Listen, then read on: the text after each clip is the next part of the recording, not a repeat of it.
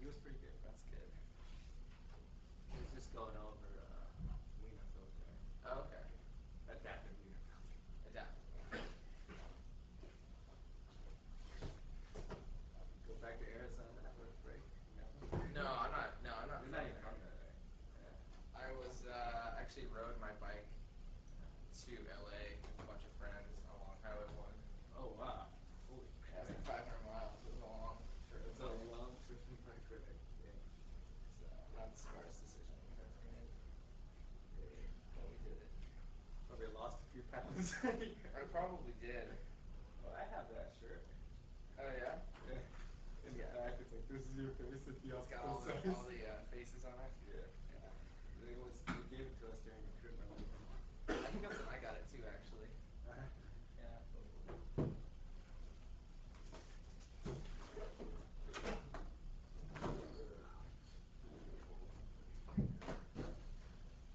Yep. Unfavorable controls. Hey, this is one of the courses I've approved that you guys were part. Oh yeah. For what? So far, right? Yeah. No, not to drive, but as like the undergrad course. Right. Yeah. We'll work on it. Gotcha.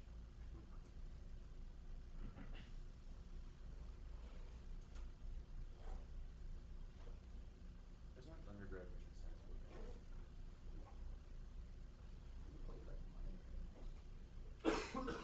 There are some undergrad courses.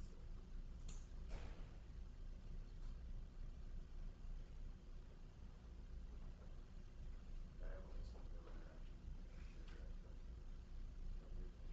Really? Like there'd be more options for stuff like that and stuff earlier.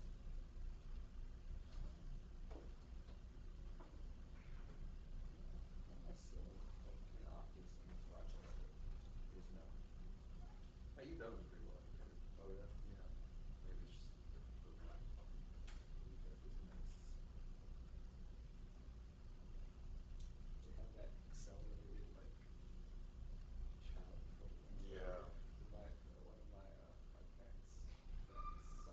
so we like grew up together and everything. Like he was in that program. I was supposed to be like your dad, yeah, they were supposed to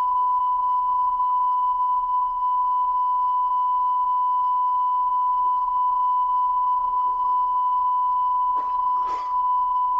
There was something wrong with it. Yeah, I guess that's Yeah, we got ahead. well, I think it's all right, but he doesn't take Oh, care of himself very well. yeah. He's getting out of shape. Probably all because of health problems. That's important. How do you guys kind of like look at the program as like more now when you get into it? There's more than just like helping act on. Yeah, the counseling is definitely something. It's kind of funny how you have like a tire swing stuff on the side of what you're doing. Good thing too. Yeah, well, I mean, that's getting education. Hey. Actually, I think you guys are interesting. Sounds great.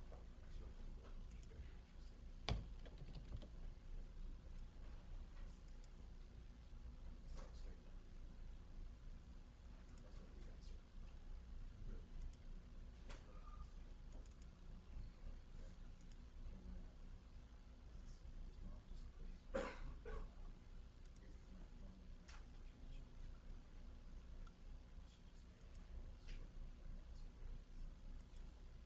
And his mom just couldn't give me my phone information. She just made me call us for finance queries.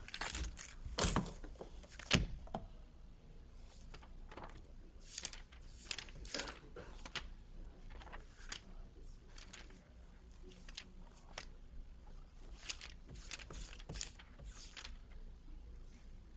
I can imagine him like setting goals here. You can go out and eat lunch if you want. No, I couldn't like. How Okay. about make a special thing? So let me start with a few announcements. Pick up your solutions on the way up. Sorry, pick up your graded homeworks. Then on the web, look up for homework number 8, which is it's really a lab. On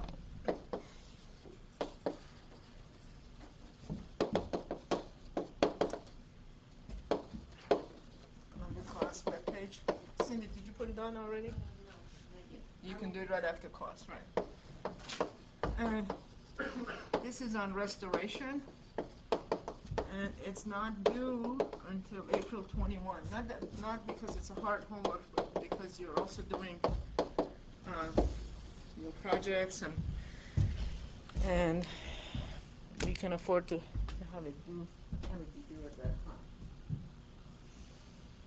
Okay. And the last announcement is, I guess those are the two things I'll have to talk about. How did the lecture go on Wednesday for everyone? Pretty good. You guys followed what Nicole had to say? Excellent. Okay. Are there any questions or comments? Just out of curiosity, how are the two groups that we have doing? The two multi-student project group. I guess there's a Min's group with Mary and Sergey, right? Yeah, you guys are in one group. How are you guys doing? Making progress? Some progress. That sounds very good. Okay. And the other group, they're yeah. Did you guys? Well, that group as well. Did you guys hook up with each other Well, I to? know them yesterday, yeah. I know email, but we're gonna meet with Slav, who's the guy. Right. But did you team up with the other people in the group in the class, Yeah, or are you going to be solo? Actually, I emailed David because he emailed me. Who's David? Oh, David Lynn. Okay. So you and him are together in one team. Yeah, I'm not even sure if I'm gonna do that project, so we're gonna meet with that guy. Okay. And see what Okay. I encourage teaming up. Yeah. The simple reason being is you get more done, and you don't each reinvent the wheel. Okay. So you're going to be meeting with Slav to get some stuff. Yeah. You might also want to meet with Professor Malik, because he's very intent on participating in that competition, and he might like to have some help, kind of with some aspect of it. And it's perfectly legitimate for me if you did, let's say, of the 39 features, that 39 it's not features, classifiers that he wants to build. Maybe you choose 5 or 2 or some aspect of it. But to try not to reinvent the wheel, kind of. If you can get a team together, that's good. And the other team, I don't see any of them. And Galen is not here, and Vijay is not here, and I forget the third person who was in that team. It's probably in there. Who? Oh, Eric Battenberg, right. He's outside. That's the. They might be watching the video later, but they're absent right now. Okay, so what we're going to talk about today is image restoration, and in particular, deblurring. So, and probably this is the last lecture on restoration, although I do want to talk about homomorphic style restoration, which would probably take 10 minutes or 20 minutes next lecture. I'm pretty sure it won't fit into this lecture. But just so that you know the lay of the land, after restoration, we're going to talk about, we're going to switch to compression. And initially talk a little bit about basics of compression, and then talk about image compression using various techniques like DCTs and wavelets, etc., as well as video. Okay? Are there any questions I ought to answer before we get going? No. Okay. So, just to recap where we are with, let me number the pages real quick.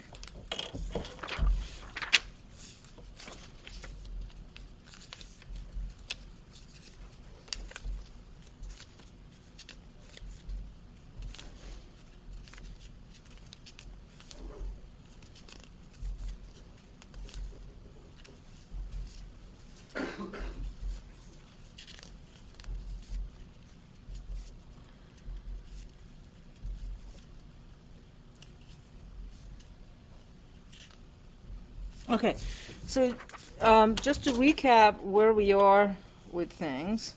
So this is image restoration we're talking about. What what we have been talking about the last few weeks or so, few lectures or so, has been Wiener filter.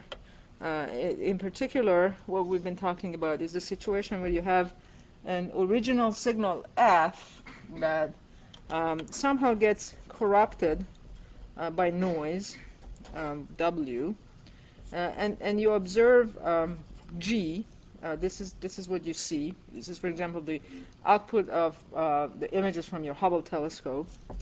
Um, and you want to process this with some sort of a linear shift invariant type of a system to get a new signal f hat in such a way that f and f hat are as close as possible. In particular, we try to minimize the expected value of the square of the error between f and f hat. And mathematically, that's very easy. It's expected value of f minus f hat, the whole thing squared.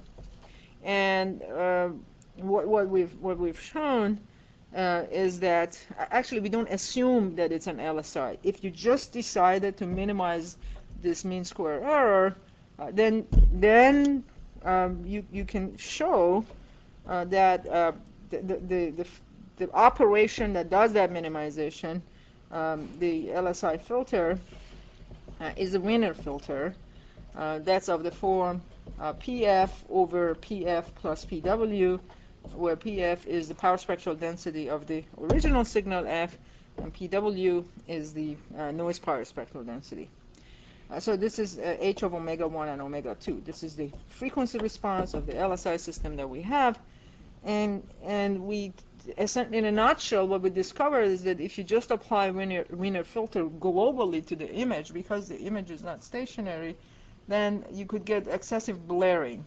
And on the other hand, what I hope Mingo showed in last time's lecture was that if you do local processing by computing means and variances and other statistics of the signal, then you can avoid that excessive blaring. So adaptive, in a nutshell, adaptive Wiener filter kind of minimizes excessive blaring. Okay. So today, what I'm going to talk about is a slight variation of that problem. In particular, we're going to, if you can roll up just a little bit, what we're going to talk about is the more general version of it, where you start with the signal f of n1 and n2, and it's passed through some sort of an LSI system unwantedly. This is a degradation. It's this LSI system up here was our own artifact. This was ours. We built it. We did it to help process G in order to restore F and get F hat. Here, this is some natural degradation out of our control. This could be atmospheric turbulence. It could be motion blur. It could be out of focus blur. It could be anything. Okay. And it has this system function d of n1, impulse response d of n1 and n2, and then some noise has been added to it, and now we observe G. So the question that we want to ask is, what do we do to G, question mark, to get F hat in such a way that F hat comes close to F? Okay.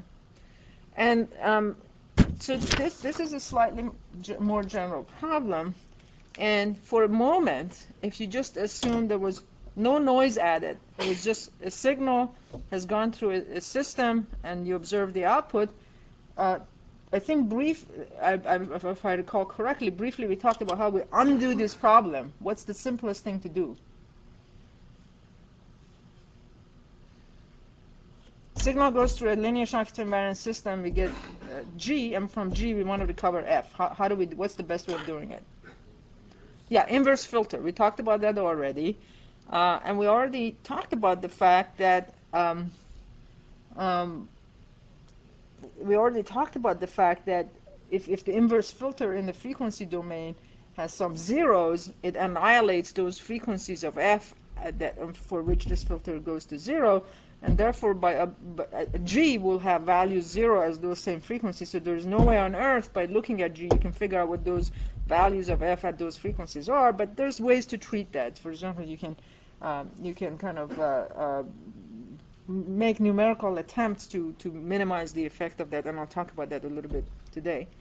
So this is kind of the gist of today's lecture. And one of the things I want to say is that even though this linear shift invariant modeling is reasonable and it applies to a great deal of practical situations, it doesn't really apply to a large number of other practical situations.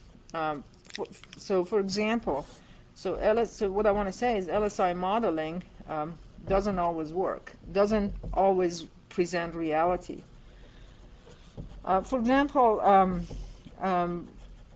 if in the lithography systems, when you project a light on a mask to project it onto a wafer for IC manufacturing, the model between the image that you get on your wafer and the mask function that you're using is a four tuple Hopkins integral.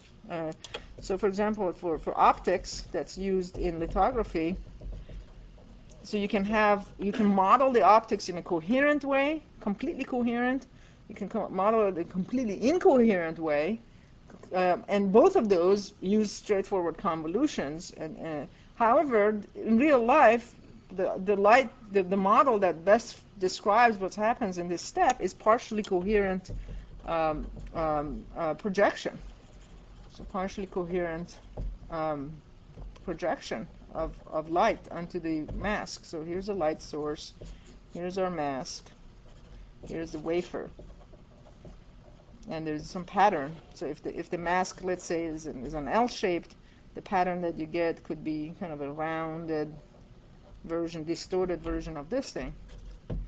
Okay, and the relationship between what the image that you get on the wafer to the mask, I won't write it down, but it's a four tuple Hopkins integral, and it has nothing to do with LTI.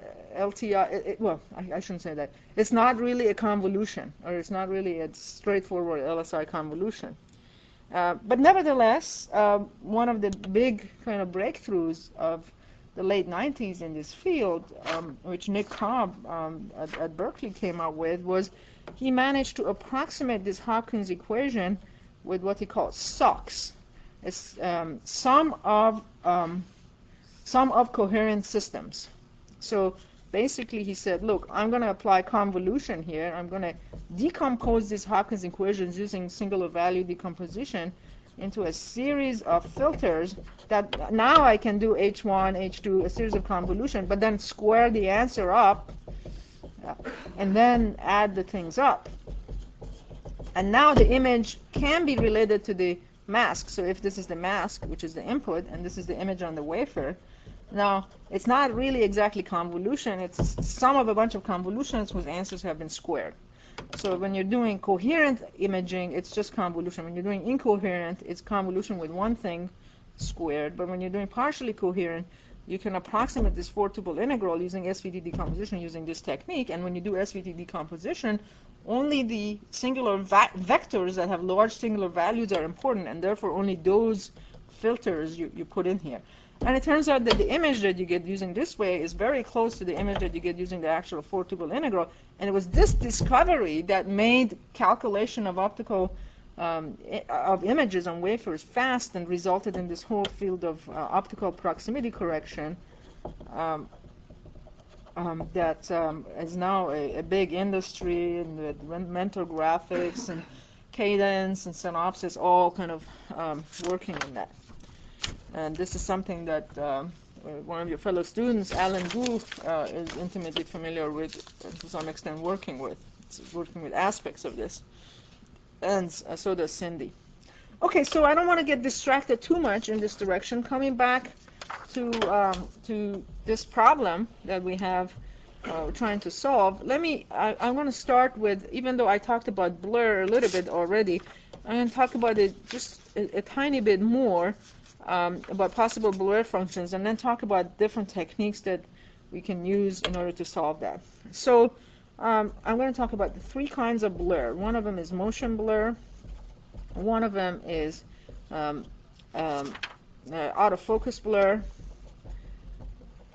and then the other one is atmospheric turbulence, which we also talked about a little bit already. So for motion blur, we're going to assume that the scene is translating at a constant velocity um, um, under an angle phi with respect to horizontal axis. So we just assume that scene translates at constant velocity, which we call mu relative, under an angle phi radians with respect to horizontal axis. So that's the relative velocity between the camera and the scene, okay? And we assume that the exposure time is 0 through t exposure. Then under all these assumptions, then what you can say is that then the length of motion, and under this condition, the length of motion is nothing but, which we call L, is nothing but mu relative times t exposure. So from the time the camera shutter opened until it closed, because there was motion, this is how much movement there was in units of length. And therefore, in this situation, the blur function that specifies d, so point spread function for d of x comma y, if it were going to be in the continuous time, would be 1 over L if square root of x squared plus y squared is smaller than L over 2, and x over y is equal to minus tan phi. And it's 0 otherwise. And this d is L and phi dependent, so I put L and phi underneath to show that it depends on this relative motion, the relative speed and exposure and all these other things.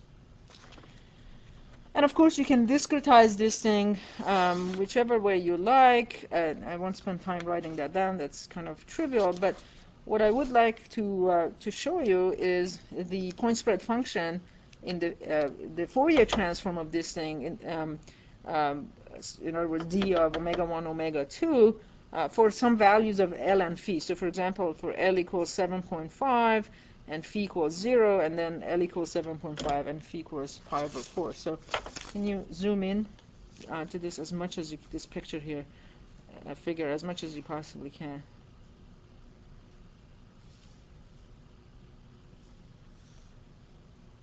Is this maximum? Okay. So this is a magnitude of the Fourier transform of d of u comma v. U and v is the spatial frequency symbols that this guy chose. But by the way, this is a chapter out of a handbook of image and video processing that Al Bovik published many years ago. This is another $150 book. That's why I didn't want you guys to buy it, because we don't use it too much. But this chapter in particular, I think, is very good. So in any event, so this is the magnitude of the Fourier transform of d. This is u-axis, v-axis, the two spatial frequency axes, pi over 2, and because the motion is along phi is equal to 0, so pretty much the motion is along the x-axis.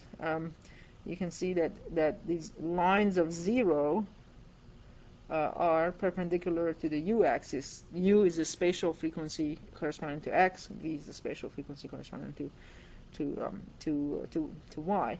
And if now phi becomes pi over 4, then this is the frequency magnitude of the frequency response that you get. These are now at a 45-degree angle to u and v directions. And maybe this might be a good point actually to show you something else.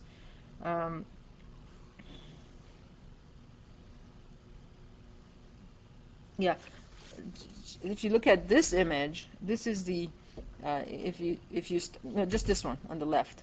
So this is the observed signal of blurred images if you were traveling at 45-degree angle and with L equals 7.5. So by looking, so many times you're looking at the only thing you have to look at, which is G, right? In order to figure out what if you didn't know the parameters of your motion blur, if you didn't, then you have to estimate that. Many times by looking at G and seeing these angular things, you are able to estimate, for example, the parameters of motion, both L and phi, by observing G. I'll get to that at the end of the lecture about methods of estimating blur. Okay, so so that's one sort of a degradation. Then the other kind of blur that you can get, if we can continue this discussion, is out of focus blur. Can you zoom out so that the whole paper is shown? So here, d of x comma y as a function of r is 1 over pi r squared, and r is, let me look it up, is the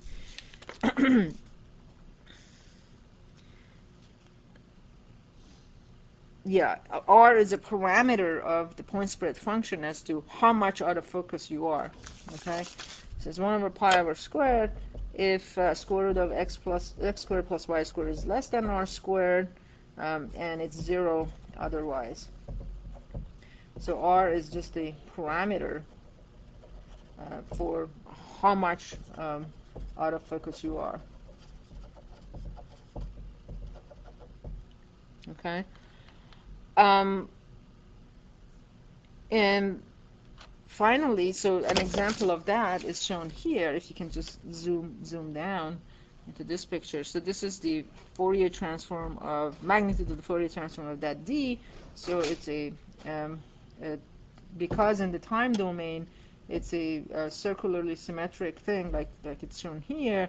In the frequency domain, it's just going to be a Bessel function of some time, which you showed at the beginning of the semester. Okay.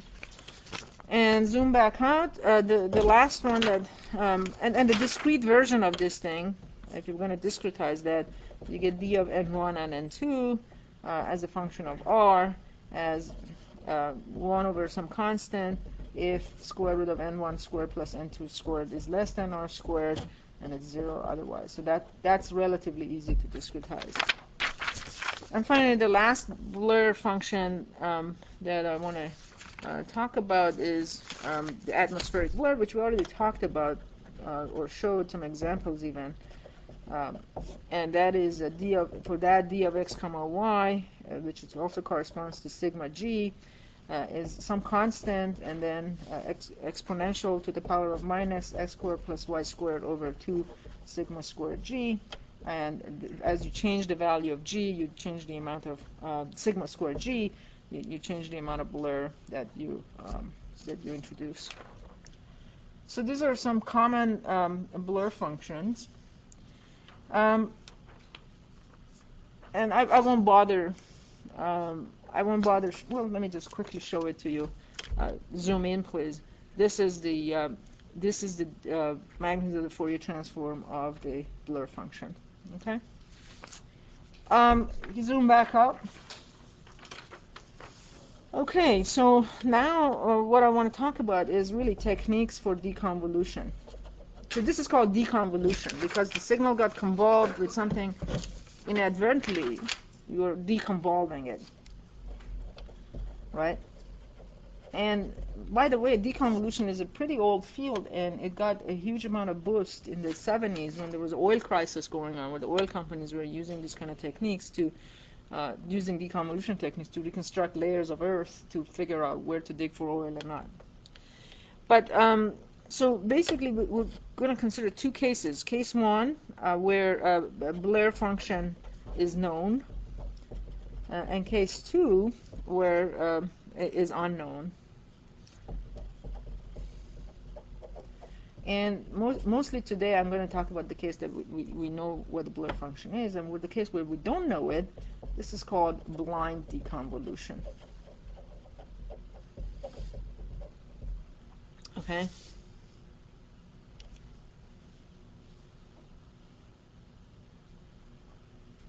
So, given these two classes, I'm going to propose three classes of restoration slash deconvolution algorithms. One of them is inverse filtering, which we already talked about a little bit. The other one is least square filters. Least square filters, which again we talk about Wiener, and the other one is constrained least square, CLS. And the third one is iterative filters. Okay, so let me begin with inverse filtering. So the basic idea is that you've got this blur function D here that your signal has gone through right here, and you want to undo that. So what you do is you say find some sort of an inverse function such that after I convolve it with D, I get delta. Or in frequency domain, the Fourier transform of the inverse filter is 1 over d of omega 1 and omega 2. Okay? And if you do that, then the product of these two things has to be equal to 1. So what happens is h of inverse of omega 1 and omega 2 times d of omega 1 and omega 2 has got to be equal to 1. And there's really two problems associated with this method. One of them, as we talked about last time, is noise. In that because D most of the time is a low-pass filter, H inverse most of the time ends up being high-pass filter, so H inverse is a high-pass filter. As a result, it tends to accentuate noise. Okay. And secondly, the places where we talked about that already a few times, d of omega 1 and omega 2 tends to 0, then everything goes bad.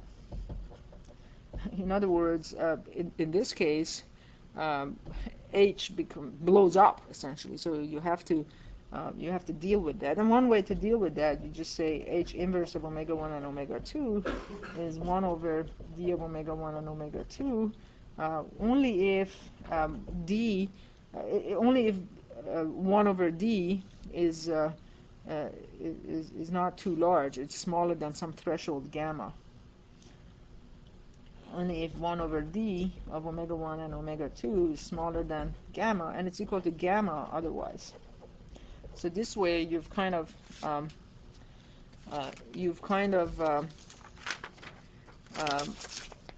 limited things. So H inverse, for example, it could look something like this, but then cap out at gamma so that it doesn't blow up. Okay. And you might want to do that. So if D, for example, magnitude of D was like that, so it has these zeros, you might want to, so before you even get to the points where magnitude of D becomes too small, this thing kicks in and flattens it out at a certain value. So for example, so this could be, this would be 1 over d equals gamma, so it equals 1 over gamma. Right?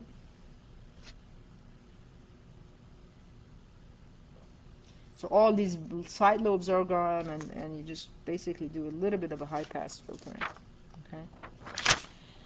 Okay. To show you some example of inverse filtering not working and not doing any of these stuff, I want to switch back to this picture. If you can zoom in, please. Yeah, great. So this is the typical cameraman picture that we've seen in lots of examples. It's at MIT, and here we're assuming that it's gone through a basic blur function. Let me just check to see what blur function they apply to this. Yeah, it's an autofocus blur applied plus some noise applied to the cameraman picture. So it's not that you can't see the eyes very well. Even the picture on the paper in front of me is blurred. And this is a signal that you get if you just apply inverse filtering. Just garbage. And what you see here is the magnitude of the Fourier transform of the restored signal. And this is the magnitude of the Fourier transform of the inverse filter response. So without playing this game of capping it at gamma, this inverse filter H in is just going to blow up. These are high values.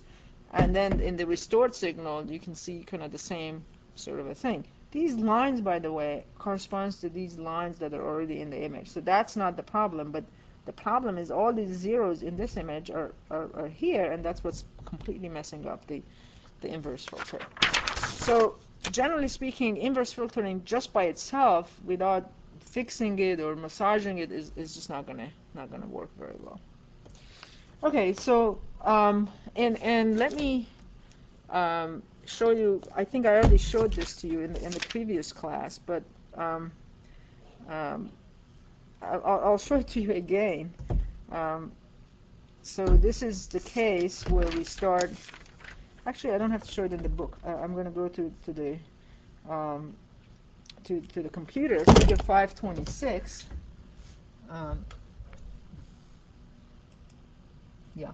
So if I load, so this is a original picture that's been blurred, and some noise has been added to it, and this is the original with the same amount of blur but different amount of noise. This one level of noise, another level of noise, and another level of noise. And the amount of noise is the highest up here, and then goes a little bit lower here, and then somewhat lower in this case. And these are the three signals that you get by just applying inverse filtering to this original image. Garbage, and I mean, you can almost see what the thing is, but it's just mostly garbage. Just showing that inverse filtering, without taking care of the noise issues and the accentuating of the high frequency issues and all those things, is just disaster. It doesn't work very well. And the next scheme that I'm going to show is going to be the Wiener filtering, which results in this image, and this image. And just as a preview, the next scheme after that I'm going to show, constrained least square, is going to result in this image, and this image, which is considerably better than even Wiener filtering. Okay? So this...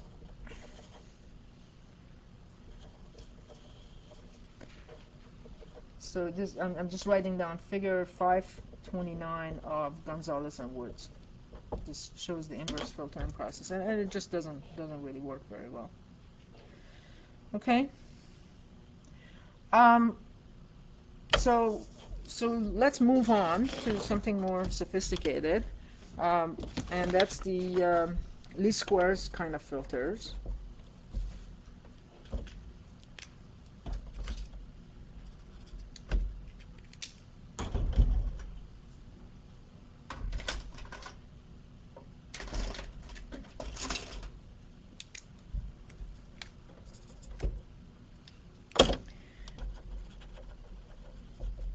Okay, so So the problem that we have is you start with F, you go through this D undesired distortion function, add noise to it, you get G, and you want to design an LSI filter that minimizes the expected value of F minus F hat squared.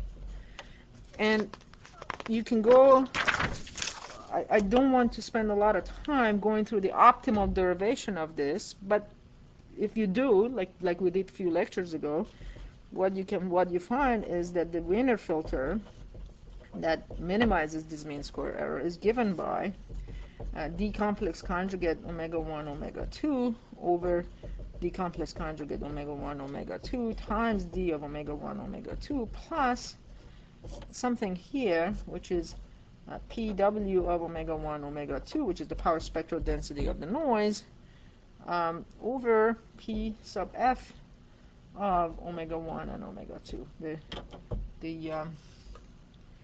the power spectral density of f.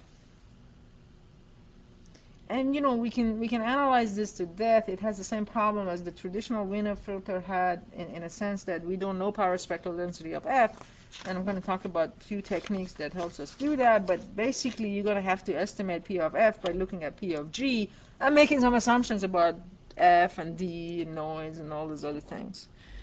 So let me make a few observations. Observation number one is that if there was no filter, if d of omega 1 omega 2 was just one, no blurring, that just reduces the Wiener filter. And that's a good thing, because you want, this is a more general case, you want it to reduce to the special case. So if d of omega 1 and omega 2 was just 1, then we get no blurring. In that case, H Wiener just becomes what we had before, which was P sub f over P sub f plus P sub w. That should be familiar to all of you.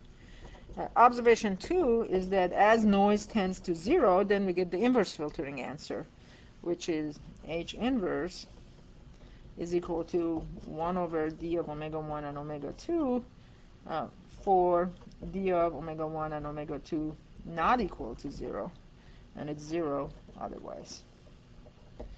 Okay, and so that is nothing but the inverse filter. And you get that by plugging into p of omega being equal to 0. So this goes away, this gets canceled, you get 1 over d. That's all there is to it.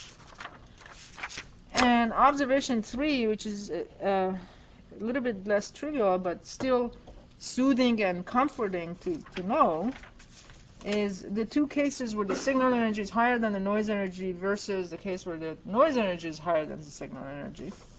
So let's, can you roll up please just a little bit. So observation 3 is for values of omega 1 and omega 2 where p sub w of omega 1 and omega 2 is much smaller than p sub f of omega 1 and omega 2. That means noise is much smaller than signal. Then the Wiener filter approaches inverse filter.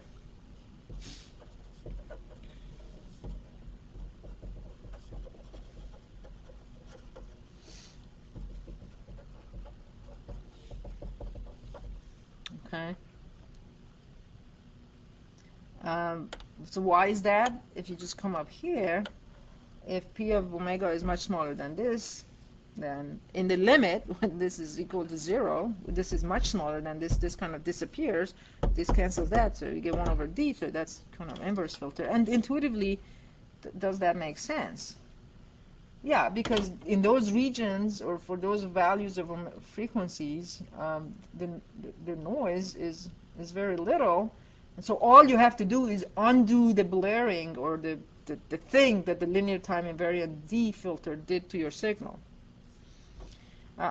However, for omega 1 and omega 2s, where P sub W of omega 1 and omega 2 is much larger than P sub F of omega 1 and omega 2, in other words, the noise energy is much higher, then your focus has got to be to get rid of the noise. And in that case, the Wiener filter tends to 0. it becomes a frequency rejection filter. Okay, and that also falls right away out of this general kind of expression that we have.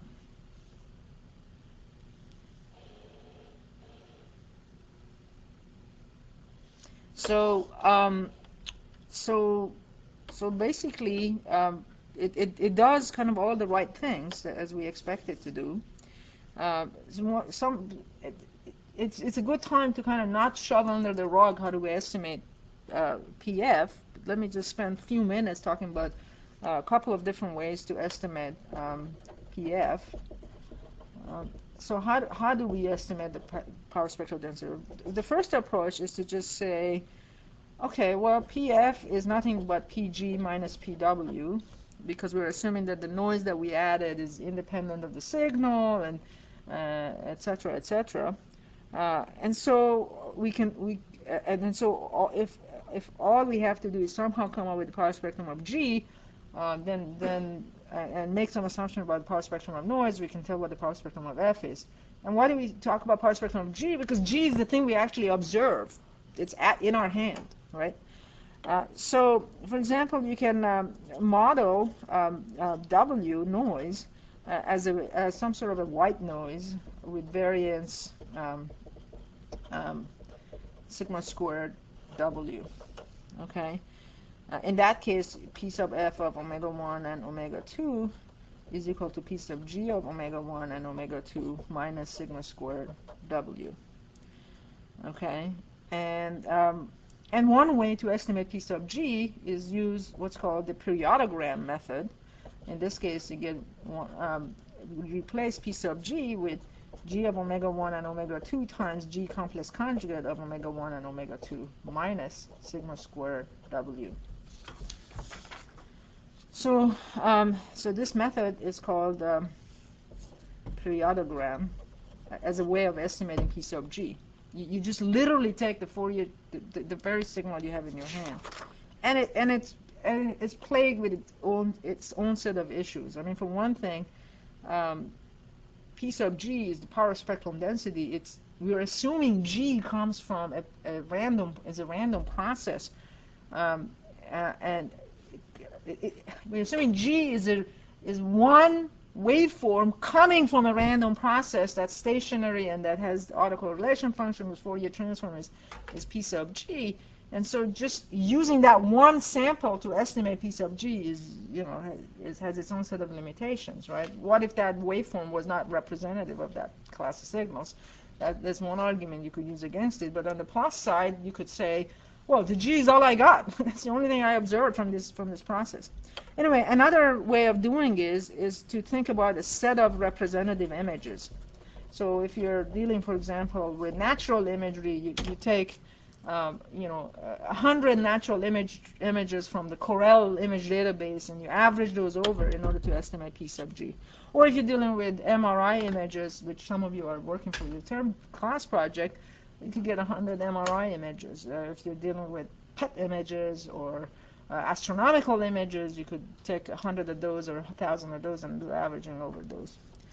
And one of the other ways, besides these two kind of mundane ways of estimating P sub F, one of the other ways that you could do is to model.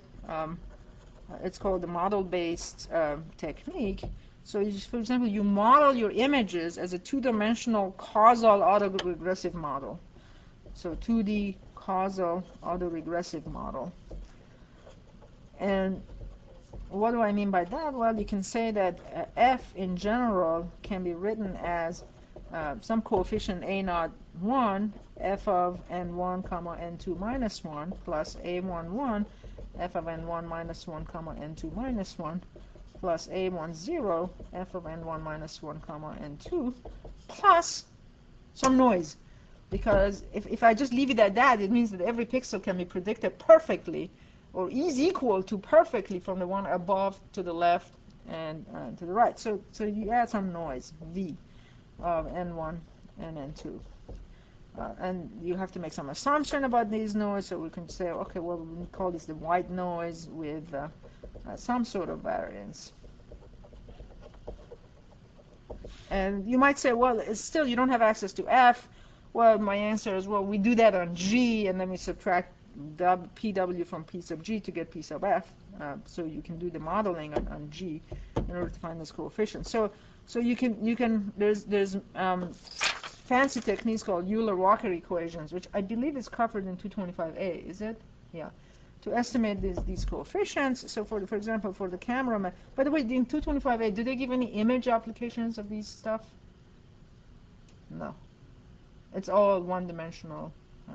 Anyway, so if I apply this Euler-Walker set of equations to determine these coefficients to the cameraman image, I get A01 is 0.709, A11 is equal to minus 0.467, and A10 is 0.739, with sigma squared V being 231. Okay. Now, one of the questions that you might be asking yourself is, this is good, but how sensitive are these coefficients to different images? For example, if instead of cameraman I had Lena, would these things be massively different? The answer is they will be different, but not that massively to make you lose complete faith in this technique. So just for the hell of it, I'm going to show you this table. If you can zoom in as much as you possibly can to show the numbers in this table. Okay, great. So in this column you have the different images: cameraman, Lena, Trevor White, and just white noise. And this is A01, A11, A10, and sigma squared V. So first of all, let's start with white noise. If you have truly white noise, what do you expect these A's to be? 0, right? There's no correlation between successive pixels. That's what white noise means. And what do you expect sigma squared V to be? Huge, right? So some number like, 4, in this case is 5,470, right? If you look at cameraman Lena and Trevor, A01s, they're kind of close. They're between 0.1 and 0.759, 0.7. A11s, they're all kind of negative, around negative half or something, minus 0.343, 0.4. And A10, well, they're between 0.7, 0.8. And the sigma squared V is, they're anywhere between 33 to 230. So there's quite a bit more variation around here. But the point I'm trying to make is that these numbers are not drastically different from one image to the other. Like, for example, A01 is not 0.7 for cameraman and 10 to the 8 for Lena. You don't get that. You get numbers that are kind of in the same vicinity of each other. In any event, so you could use, zoom back please, so you could use these 2D autoregressive kind of modeling in order to determine these parameters. Even if you don't have access to to F, you can do it to G, get these, and then come up with the power spectrum density of P sub G and subtract from it PW, and you get P sub F. So to show, so I'm going to use for this examples that I'm going to show. I'm going to show use this third technique, autoregressive model, to estimate my P sub F, and then I apply it to this Wiener restoration technique that I just talked about. Zoom in as much as you can. Okay. So what you see on the left and up here is a Wiener restoration of the original. This is the 5A. This picture was the blurred, noisy version of cameraman. Here you apply Wiener restoration to it, and we're assuming the autoregressive model for the image, and the amount of noise that has been added to the signal in the restoration process, we assume 3 levels of noise, and we get 3 signals: this one, this one, and this one. And I'm pretty sure this is not coming across. Well, maybe it does a little bit. But what I'll tell you what you're supposed to see, and at the end of the class, you're welcome to come and look at it in my paper. Up here, there's no ringing. So the amount of assumed noise is the smallest here, or too small here, just the right amount here, and too big here, okay? And um, and what you see here is that it's kind of blurred, but doesn't have ringing artifact. Here, there's kind of an optimal balance between blur and ringing, and down here, it's not blurred at all. It's sharp, but it's got ringing. And again, I don't know. I didn't have access to the electronic version of this. So I couldn't put it on the screen, but I think it's still good for you to be aware of that. Okay. And this is the magnitude of the Fourier transform of this signal, okay, after it's been Wiener filtered using this technique, and compare that to what we got if we did inverse filtering, which was just garbage here, right? This one here. So in addition, the improvement in signal-to-noise ratio, and I'll talk about the equations, what I mean by delta signal-to-noise ratio, in just 1 second. I forgot to write it before I showed these images. Is only 3.7 dB here, 8.8 dB here, and 1.1 dB here.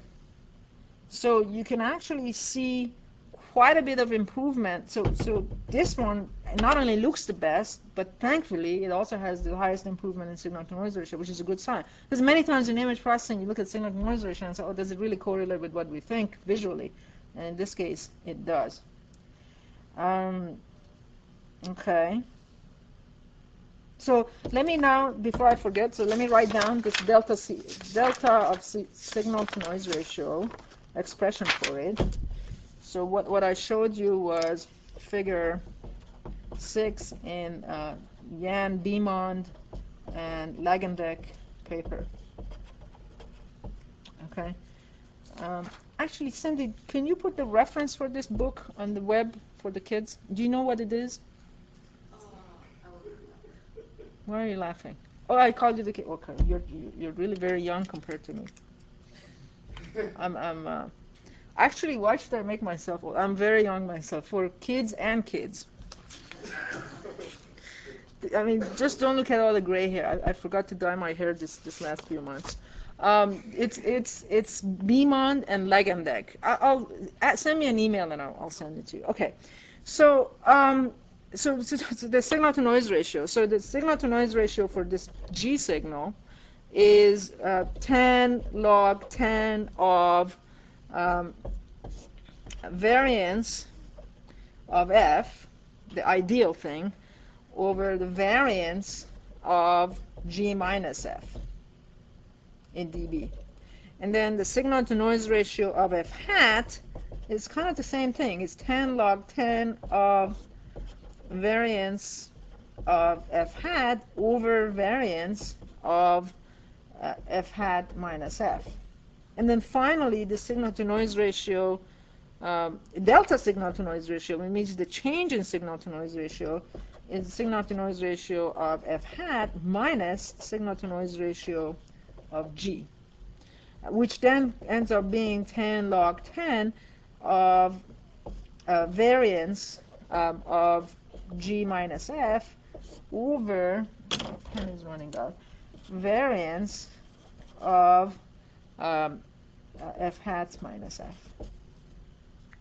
Okay, and these are all in dB. Okay. So in this case, the delta's SNR. So in figure 6, if we assume the right noise level, then the delta's SNR is also the highest. So we improve the signal-to-noise ratio the most. This is between G and F, and this is between F hat and F. Okay. Okay. So in the interest of time, I'm going to now move on to. Oh, actually, there's one other equation I forgot to write down. After I wrote down this, I forgot to write down now what the what the expression for the power spectrum density is. If I model this in F as this in this form, then you can show that P sub F of omega 1 and omega 2 is just sigma squared V over 1 minus A naught 1 e to the minus j omega 1 minus A11 e to the minus j omega 1 minus j omega 2 minus A10 e to the minus j omega 2 squared. And when I say that we assume the right noise level, it's not this sigma squared V. It's rather this additive noise W that I'm injecting, that the signal got corrupted with. That's the one that we actually added that much noise, but then we ended up getting, we misestimated that in the reconstruction process. So if you come up with the autocorrelation model, then you can use this P sub F to do things. And I guess before I leave Wiener filtering, I would like to switch back to the computer again and talk about figure 529 of Gonzalez and Woods. Can you switch to the computer, please? And okay, so this is just applying Wiener filtering to this motion blurred noisy signal where the noise level is the highest here, lower here, and the lowest there. And kind of the thing you want to walk away from is that it's kind of the coupling between noise and the blurring. If the noise level was really small, it's very easy to de-blur and get rid of it. When the noise level is high, that's where most of these de-blurring algorithms fail, right? This is not a very nice picture. They're not very acceptable. Okay, so let me now move on to least squares kind of filter. So this is kind of an alternative, if you will, to Wiener filter.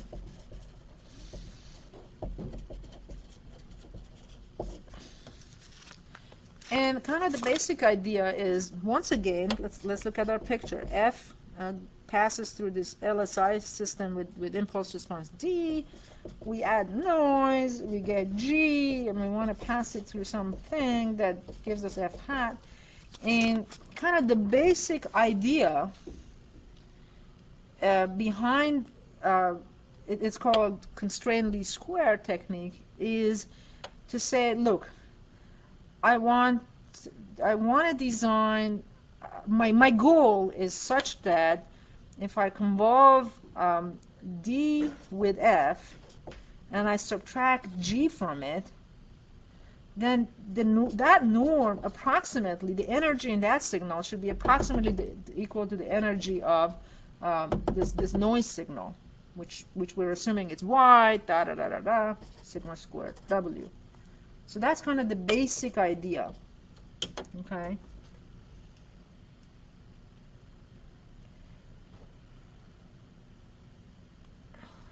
And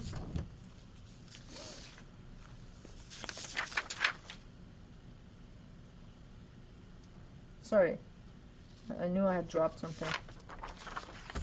So this has to be hat.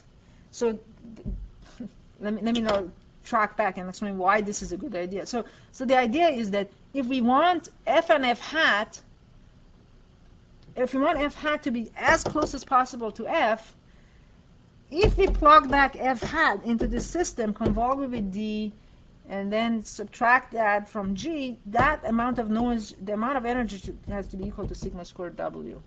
So ideally, we like this to be true if F hat is to approximate F properly. Okay? And the question is, and if I was going to just solve this problem, find an F hat that does that, there's not enough constraints, there's multiplicity of solutions going on, and I can't quite nail it down. And why is that there's a multiplicity of solutions going on? Intuitively, anybody can? Because of the D guy. Because the D is annihilating certain frequencies, so essentially at those frequencies, this guy F and this guy F hat can be anything. So there's many, many solutions that make this thing come true simply because This guy D has those zeros in the frequency domain, and it's a pretty ill-conditioned problem. And one way of solving an ill-conditioned problem is what's called the regularization technique, where you add an additional constraint, and you say, of all the class of signals that satisfy this, I want to find the best one, where I now define what I mean by best. And in many image processing applications, the best could be maybe the smoothest signal. But that's something of major debate. And if you look at 1,000 signal processing papers on the best image looking, you probably find 1,000 models for images that people think are good ones, what the best should mean. But for the sake of this example and this, we're gonna find, our approach is to find a smooth signal, no high frequencies in it, or the smoothest possible signal, such that, I call this equation star, such that star is satisfied. So how do I do that? Well, let me just define this guy C of N1 and N2 as a high-pass filter. Okay, so I want to minimize C convolved with F hat, norm of that, subject to star. Subject to this constraint, why do I want to minimize C convolved with F hat? I'm just thinking, whatever F hat I come out with, after I convolve with C, which is a high-pass filter, this is the high-pass components of F hat. I want to minimize the amount of high-pass components to F hat because I'm interested in a smooth F hat. If that's what I decided is a good-looking image, that's what I'm going to do it. So it becomes a constrained minimization problem. So that's why it's called constrained least squares. Okay. And again, I won't go into the mathematics of it, but if you follow the derivation, blah, blah, blah, blah, what you get is the following, can you roll up, please? The following filter in the frequency domain, HCLS of omega 1, omega 2, is given by D complex conjugate of omega 1 and omega 2 over D complex conjugate of omega 1 and omega 2 times D of omega 1 and omega 2 plus alpha times C complex conjugate of omega 1 and omega 2 C of omega 1 and omega 2. And this guy alpha ideally is supposed to be chosen to satisfy this star equation. Ideally chosen to satisfy star, but in practice it's called the regularization parameter.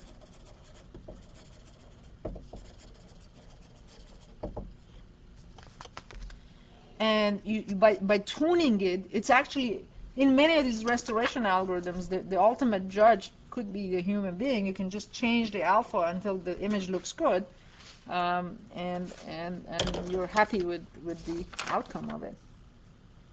And the other question you might ask is, what kind of high-pass filters, what form should C be? Well, it could be any C, but for example, we can use this 2D Laplacian operator. So examples of C are 2D Laplacian operator that we've talked about.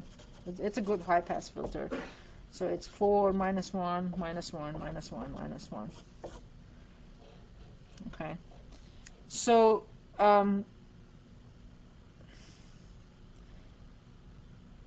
so let me now show you the effect that this guy alpha has on the reconstruction quality. Can you zoom in, please, as much as you can? Okay, so from left to right, I changed the value of alpha from 2 times 10 to the minus 2, 10 to the minus 4, and then 10 to the minus 6. It's all being zoom out just a tiny bit. So it's all being applied to the same blurry image that we had before. So as you can see, on the left, when alpha is 10 to the minus 2, the image is blurry, but it has no ringing. As I move to the right, there's a lot more ringing happening, but the blur is kind of gone. So the same kind of trade-offs that we saw before with assumed level of noise with Wiener filtering happens here with alpha. And furthermore, if you look at the delta SNR, the change in signal-to-noise ratio, it's 1.7 dB here, it's 6.9 dB here, and it's 0.8 dB here. So in all of these techniques, you might have to do some fine-tuning with alpha, either visually to get the right balance between blur and ringing, or by just computing the delta SNR. And in real life, you can't compute delta SNR because you don't know what the real F is. But in real life, all you got is G, and you just change alpha until you look at it and say, okay, that's a good compromise. So that's kind of how you do it. I'd like to wrap up this by moving to the computer and showing an example from Gonzalez and Woods. Hold on one second. So figure 8 from Beaumont, and then figure 530 from Gonzalez and Woods.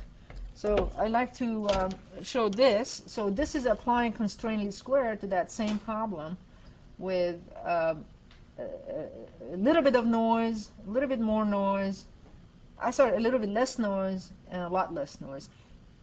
And you can see, unfortunately, these two things, this was talking about the effects of alpha, this is talking about the effects of noise. So it's a different thing, but once again, the thing to compare here is think of these three images, remember how they look, and compare it to these three images which Wiener filter produces. So I think that when the noise level is high and medium, I think the Wiener filter looks worse, and you tell me if you agree with it, than the constraint least square. When the noise level is small, they both do very well. But when the noise level is medium or high, in my judgment anyway, these two are better than these two. Okay.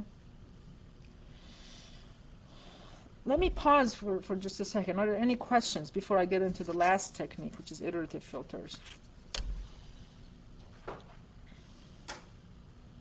Okay, so let me move on to the last topic of today's class, and that is the final method of fixing these things is iterative filters. Okay? So you might be asking, why would we want to do yet another technique? Well, these are some advantages of iterative techniques. So the motivation is really twofold. One of them is that, so what happens when you iteratively solve a problem? You keep getting an image in every iteration, and you can look at it and stop when the image looks good. For example, when there's the right balance between blaring and ringing. Okay, so you can actively control the trade-off between ringing and blaring. Okay. And another advantage of iterative techniques is that it can incorporate a priori constraints or knowledge about your signal.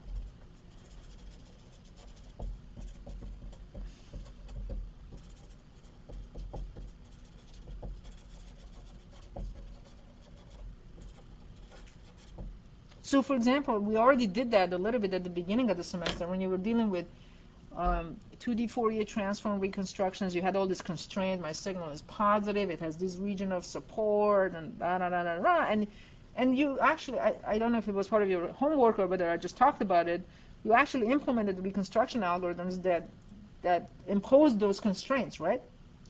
So in this case, you can also impose them. For example, you could say my images are always positive, and they are, because we're counting the number of photons that hit some sort of a sensor at a particular during a particular interval of time. So that number is always positive. So so those are the positives about iterative algorithms. And what's the negative in general about anything that's iterative? Convergence. You could iterate forever and never converge. Okay. So what's the guts of the iterative algorithm? The gist of it is the uh, the in the I plus first iteration, this the recovered signal, and one and f hat of I f hat of sub I plus 1 of n1 and n2 is takes on the answer from the previous iteration, which is f hat of I of n1 and n2, plus some correction. And generally speaking, how do you decide how much correction you make? Well, generally, if you're far off from the answer, you make a lot of corrections because you're far off. And if you're close, you don't want to rock the boat too much. You want to make little correction. So how do you decide how far off from the answer? Well, subtract G from deconvolve with Fi. If at the ith iteration after you convolve this thing, it comes really close to what you observed, then you're close and don't change things. And so there's also a parameter beta that you use here to control the rate of convergence, right? So you want to normalize, you multiply this by some constant, and then you add it to the original signal. And so what can we say about convergence? Well, generally speaking, it's much better if you can mathematically prove convergence and come up, for the single reason is that you can come up with conditions under which the thing converges. But if you can't, many times you can just apply it, and if the thing converges and results in better images, you can say, well, it works, kind of a thing. So so you can show, in this case, it has been shown that you get convergence if one absolute value of 1 minus beta d of omega 1 omega 2 is less than 1 for all omega 1s and omega 2s. If that happens, you can get convergence. And assuming that, d of omega 1 and omega 2, we're primarily concerned about its shape, right? At the end of the day, you want to make sure that the gain of this thing, d of omega 1 omega 2, is less than 1, because otherwise it's just a scaling factor. So basically, assuming, what I'm trying to say is this: assuming that absolute value of d of omega 1 and omega 2 is less than 1 for all omega 1s and omega 2s, which is just a very simplistic assumption. I mean, it's just a gain value of, if it is not, it's a gain value. You're assuming that the filter that your signal got degraded by didn't add energies to it. It didn't add any frequencies. Then we can show that this condition of convergence translates into beta being between 2 and 0, provided d of omega 1 and omega 2 is larger than 0.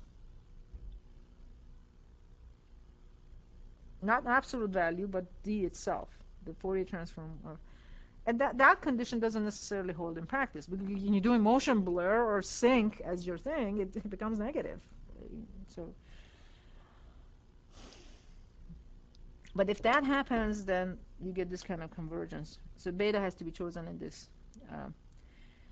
And in that case, what you can show is that the limit as I tends to infinity of f hat of I is H inverse convolved with G, which is the inverse filter we talked about earlier.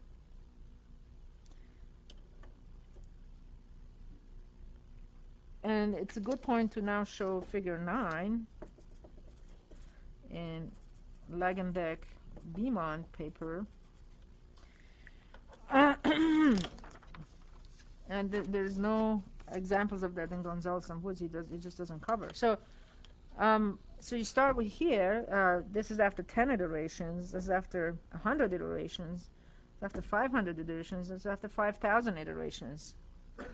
And in my paper, you can really see the ringing that occurs here. This is blurry. This is much sharper. But there's a bunch of ringing, especially in the background, going on. So the beauty of the iterative algorithm is that you can stop it at an optimal point where you think that you've reached kind of a good compromise between the two of them.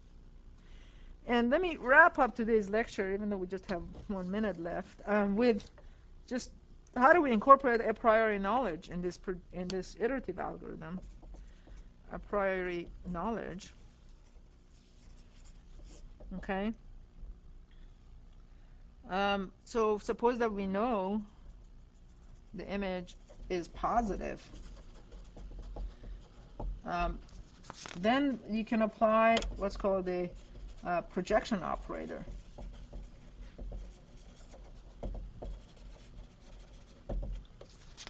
So what do I mean by that? Well, the projection operator enforces the positivity constraint. So projection of f hat of n1 and n2 is f hat of n1 and n2 if f hat of n1 and n2 is larger than 0 for all those n1s and it's 0 otherwise. So if f hat becomes negative, I just set it to 0. So in that case, the my iterations become f hat of I plus 1 of n1 and n2 takes on the value of the projection of f hat of I plus beta of g minus d convolved with fi. Right? And I can do multiple projections. I can do p1 followed by p2 followed by p3, etc. So I can do p1, p2, p3, and then this whole thing.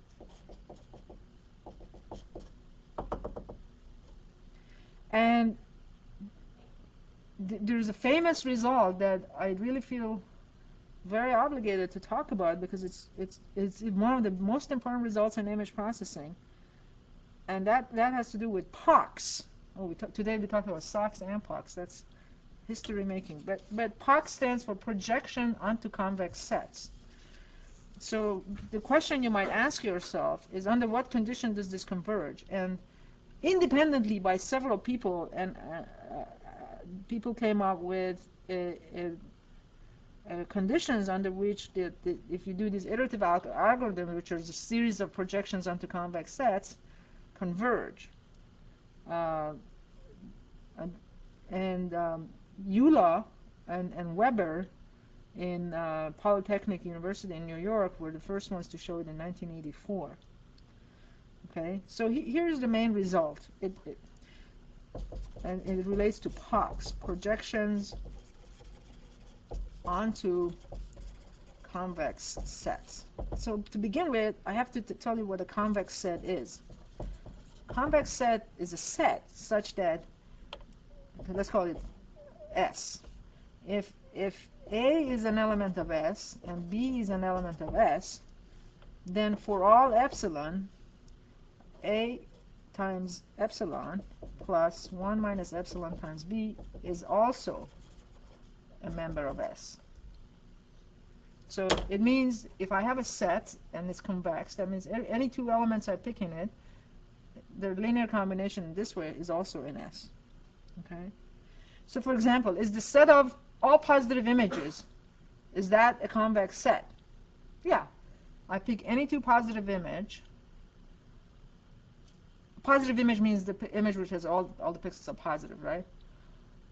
If I take any two positive image, then epsilon times the first one plus 1 minus epsilon times the other one is also positive for all epsilon. So example, set of positive images is convex. So what does theory of projections onto convex sets say? It says, suppose I have a series of convex sets, S1, S2, S3, all convex. And I'm interested in finding, let's say this is S1, S2, S3. I'm interested in finding an element that satisfies, that is an intersection of all these things. So I want to find any point in the intersection.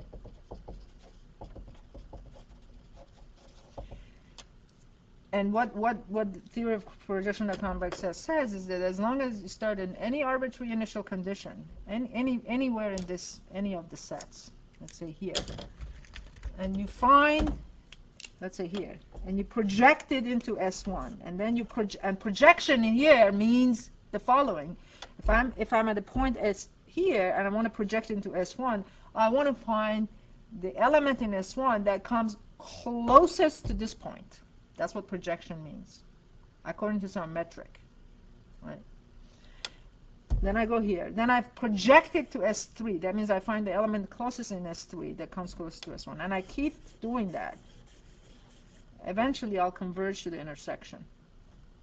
Okay? So start at an arbitrary condition, an arbitrary point, and you keep projecting. Eventually converge, and the convergence parameter, there is a beta parameter there that controls the convergence rate. That also has to be between 0 and 2, by the way. So I'm not writing down the details of projection on the converges. Maybe in the next lecture I will. So eventually converge to the intersection. Okay? So yeah, I think this is an important enough result that I will talk about that. I'll write it down more formally in Wednesday's lecture. I think I should stop now. Okay, see you all on Wednesday.